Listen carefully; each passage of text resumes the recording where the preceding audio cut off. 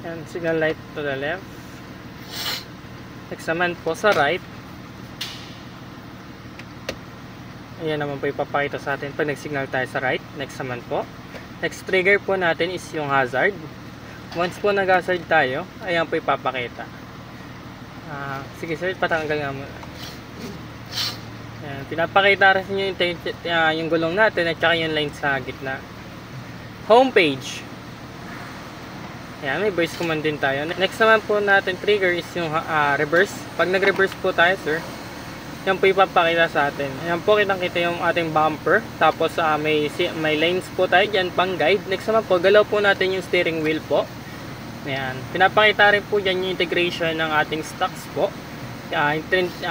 Trajectory line, 3D trajectory line, pinapakita na kung saan po yung gagalaw yung ano natin, yung pinakagulong po natin, kung saan po dadaan.